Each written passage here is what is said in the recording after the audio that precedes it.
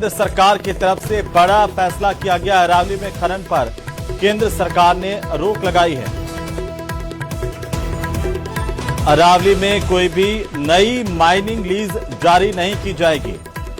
अरावली के संरक्षित क्षेत्र का विस्तार होगा। बड़ी खबर इस वक्त की, अरावली क्षेत्र में सारे खनन पट्टे रद्द होंगे।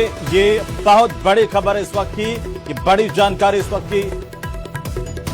अरावली पर केंद्र सरकार का यह बड़ा फैसला, खनन को लेकर के रोक लगा दी गई है और इस फैसले में कहा गया है कि केंद्र सरकार की तरफ से निर्णय लिया गया कि कोई भी नई माइनिंग लीज जारी नहीं की जाएगी। ये बड़ी खबर इस वक्त की। ज्यादा जानकारी के साथ हमारे सहयोगी अनूप गुप्ता फोन लाइन पर है। अनूप, क्या है केंद्र सरकार की तरफ से ये महत्वपूर्ण फैसला?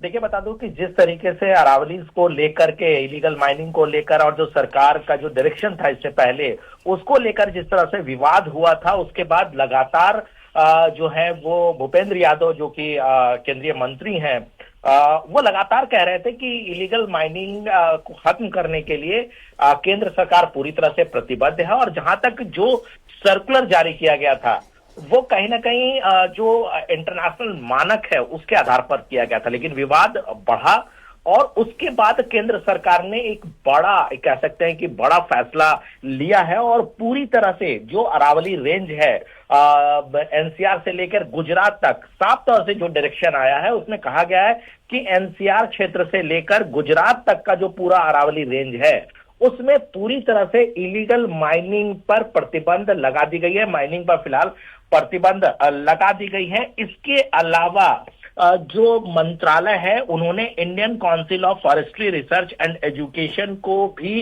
कहा है कि आगे किस तरीके से फॉरेस्ट कंजर्वेशन को लेकर के किस तरीके से पहल लेनी है उसका स्टडी करें और उसको लेकर एक कार्य योजना बनाएं। इसके अलावा जो माइनिंग लीज है उसको भी रद्द की गई है। तो यानी कह सकते हैं कि एक बड़ा फैसला केंद्र सरकार की तरफ से ली गई है, क्योंकि जिस तरीके से हम देख रहे हैं कि लगातार इस मसले को लेकर विवाद हो रहा था, जिस तरीके से हमने देखा एनवायरमेंट के जो एक्टिविस्ट हैं वो लगातार सरकार की जो पहल